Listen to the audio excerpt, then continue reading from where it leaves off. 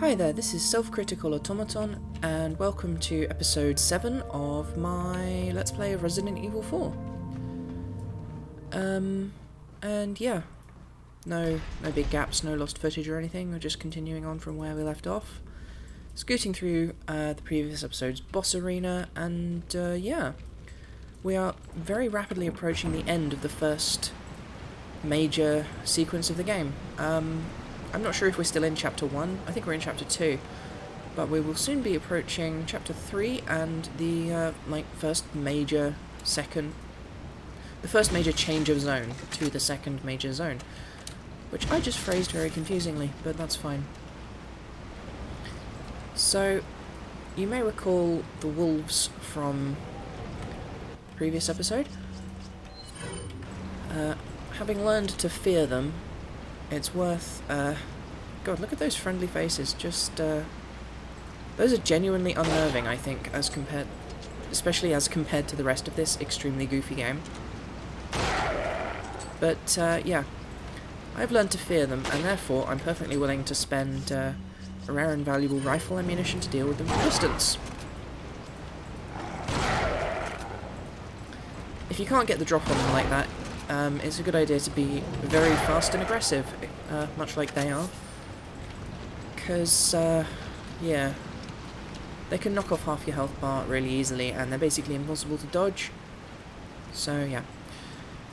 A bunch more boxes and things have respawned down there, but there's not really any reason to go get them. It'll just be like 5 pistol bullets or something, so let's head in.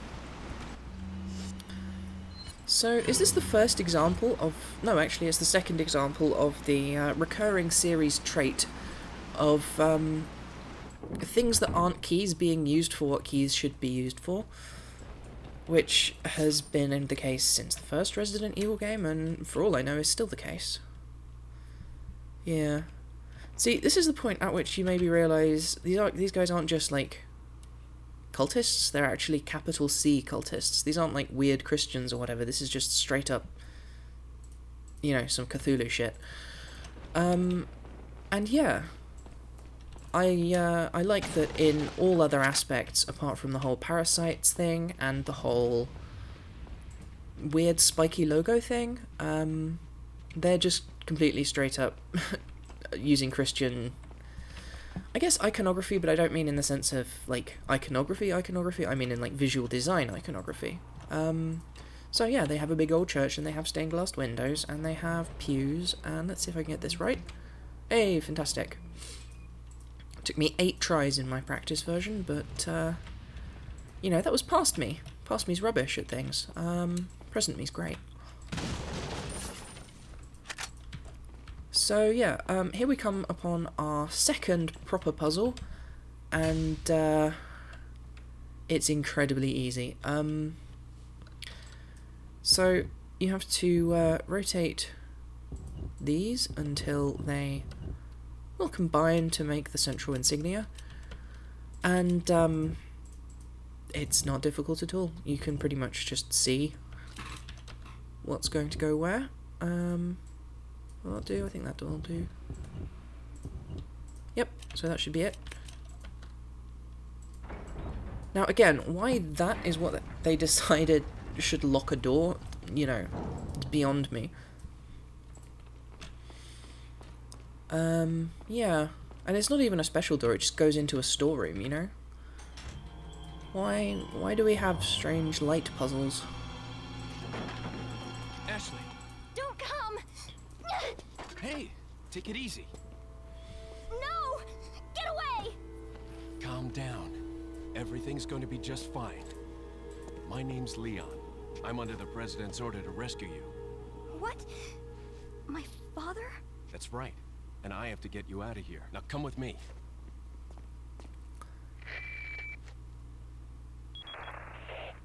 It's Leon. I've succeeded in extricating my subject. Good work, Leon. I'll send a chopper over right away. Where's the extraction point? There's another trail that you can take to get out of the village. The chopper will pick you up beyond there. Got it. I'm on my way. Hold on a second. Aside from the playing manual, she just said she's dispatching a chopper. Is that from the US? I mean, I hate to bring it up again, but there are some serious jurisdictional issues here. I mean, not only does it take a while for a chopper to get... I mean, it's the US, they probably have an aircraft carrier off, just offshore, but still, like, I mean, you're not actually supposed to be allowed to just go flying through someone else's airspace. That's, not really allowed. Anyway. I also like that he says he's succeeded in, you know, extricating the subject. Like, no, you haven't. You found her, sure, but you're still here, you know? In fact, you made that call from her jail cell. What I'm getting at here is that Leon vastly overestimates his own... Who are you? Success, I suppose? My name is Osmond Sadler, the master of this fine religious community. What do you want? To demonstrate to the whole world our astounding power, of course. I love how hammy this No actor is. longer will the United States think they can police the world forever. So, we kidnap the president's daughter in order to give her our power, and then send her back. No.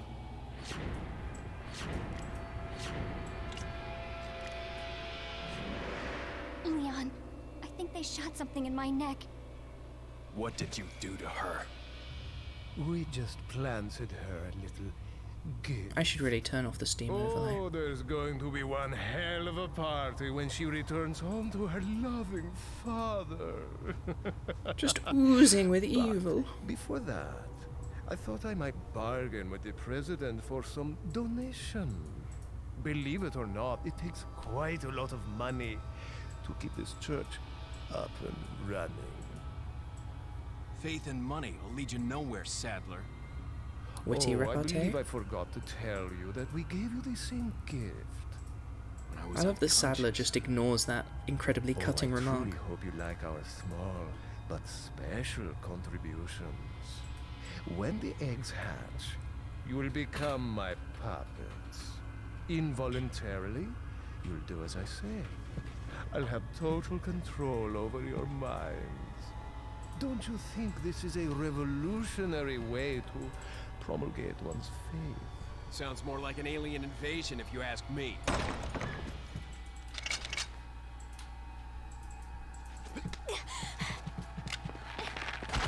Hold on, he literally just said he needs him alive. Why are they trying to kill him now? You okay? Leon, what's gonna happen to us? Don't worry. We got into this mess. We can get out of it. I really love that even Ashley is just completely down with the parameters of this action movie world that she lives in. You know, there's no question, no hesitation. Just fucking dive through a plate glass window. That's fine. I mean, considering that the plot of this game is basically the same as the plot of a 1992 Steven Seagal movie, it's not entirely surprising that, you know, perhaps the president's daughter anti-kidnap training, because, I mean, like, presidential families do receive that stuff, so within the parameters of this world, surely, now that I think about it, she has been trained to dive through plate glass windows.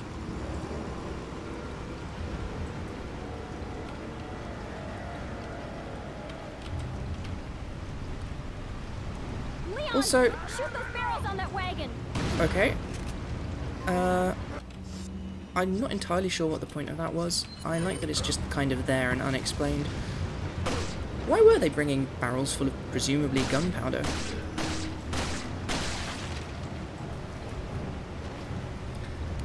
Regardless, yeah. So, I mean, if he'd been a little bit more forward-thinking, he could have kept that gunpowder and used it to blow open the gate he couldn't get through earlier, but, you know, far be it from me to criticise his, president's daughter rescuing style. So, yeah.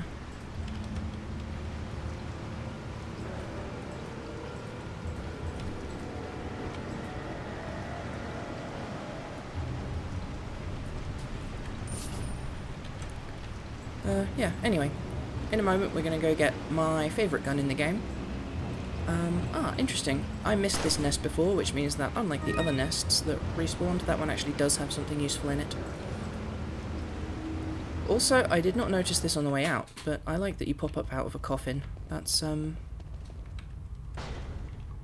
just kind of stylish, really. Welcome. Got some rare things on sale, Stretch. What are you selling? So, step one is, of course, to sell off stuff we don't need. Only need one of these at a time. And I'm going to replace this, so I'll get rid of it. Thank you. I kind of want to keep that. That's actually the best healing item in the game, because it heals as much as any other full heal, but it takes up a third of the space. Thank you. You're going to get real tired of him saying that. So yeah, this is the Red 9, and we're going to have to play inventory Tetris for a moment. I actually really like inventory Tetris as a mechanic in games, but it does cause problems when you're recording live.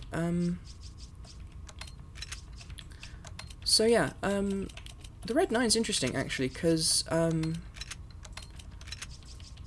it's not the official name of it, but it actually, like so many of the others, is a real firearm. It's, if I remember correctly, the Mauser C96, which is notable for being one of the first widely used Thank you. semi-automatic handguns. I'm gonna get the stock as well. Is that all? Oh, do I have room? I think I don't have room. Well, we can solve that with more Tetris.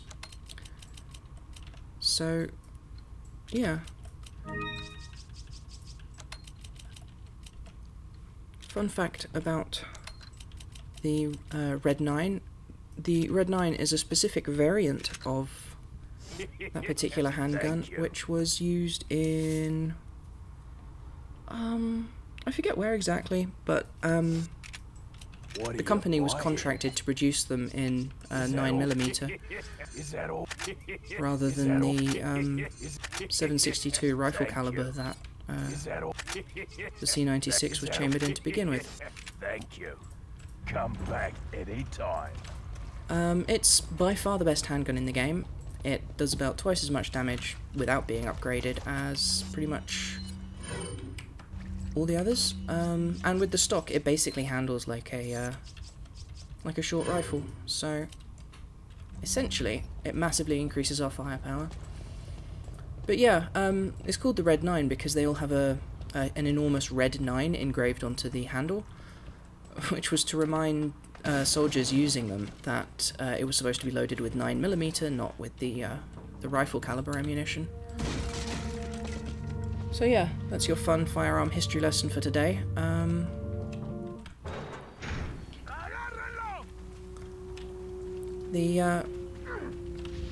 Whoa, okay.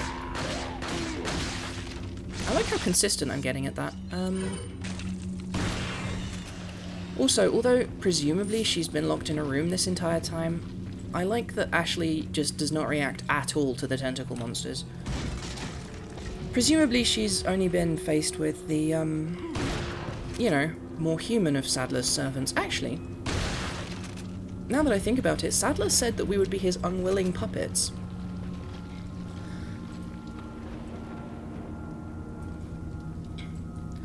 Does that mean that all of these people are being mind-controlled rather than, you know, choosing to be like this? Because that raises additional questions about the moral quandary of just shotgunning them in the face.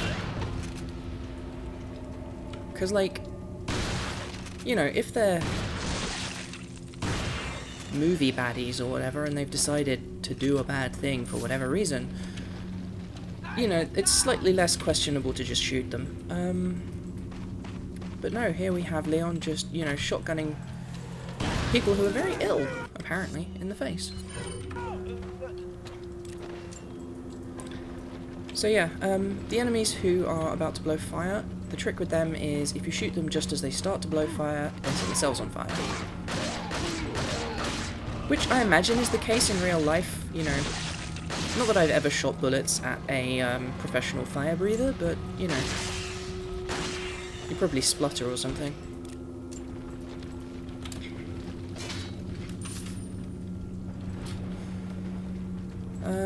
We're going to see a lot more of these traps, and that is hugely irritating, so I'm going to switch them to the TMP so that I can just deal with them much more efficiently. Also this guy. There you see, nice and efficient.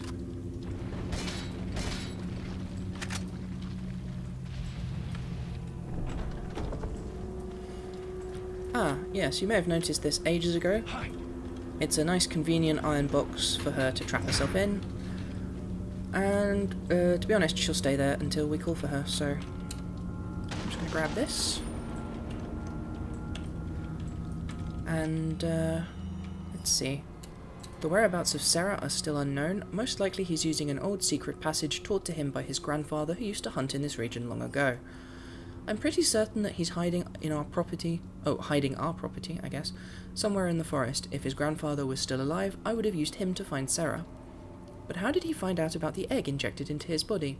And the fact that he was able to remove it before it hatched is concerning. Another factor that concerns me is that Sarah escaped with our property just before the American agent arrived. I don't believe that was a coincidence. There has to be another player involved in this. In order to settle this whole situation, we have to capture Sarah and wait for the effects of the drug to wear off before we inject him with another egg. Once this is done, whoever is behind all of this will surface. Nobody shall interfere with our plans, those who do shall suffer severe consequences. No real indication about who wrote that or who it was for, but whatever. So, this is the last save point before about 20 minutes of stuff, so I'm probably going to cut this episode fairly short. And just clear out this area, then go back and save. Then move on next episode.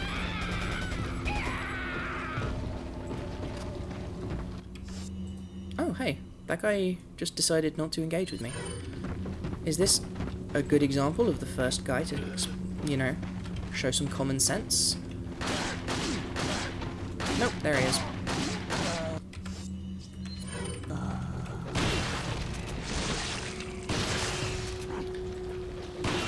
So yeah, the shotgun remains incredibly useful for getting stuff out of the air, but you know, I don't really need this. You can have it.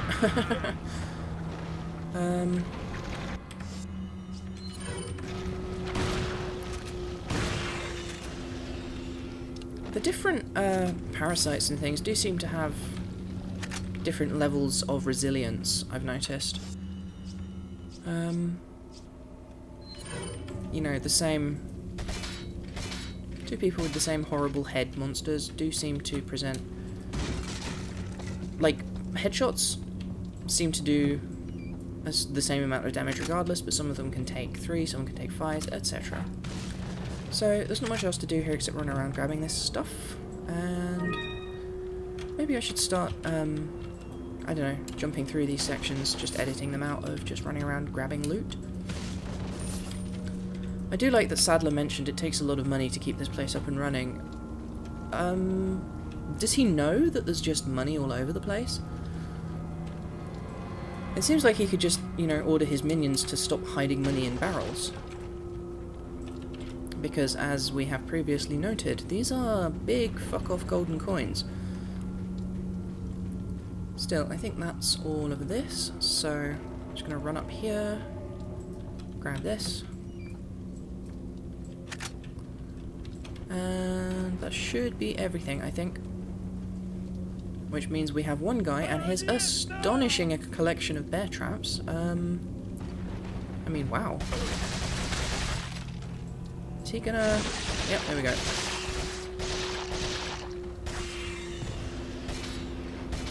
I don't have the energy to pop all these by hand, so I'm just going to spend a few of these, and there we go. It's inefficient but necessary. You could smash them all with the knife, but I'd rather just do this. So, you can call her from wherever she is. Yep, just slam that open with her head, that's fine. And notably, especially for a game this old, her pathfinding is actually pretty good. She can find her way Up ladders, through houses, through windows actually. I think she climbed through a window to get in there. And pretty much just knows where to go. Which is remarkable for a game of this time. Frankly, it's remarkable for games now. One weird quirk, though, is that for some reason she can't go down ladders. I assumed that was maybe due to, you know, you can't guarantee that there will be a ladder there for her to climb down, but if there is a ladder, she doesn't climb down it, so really it's a mystery.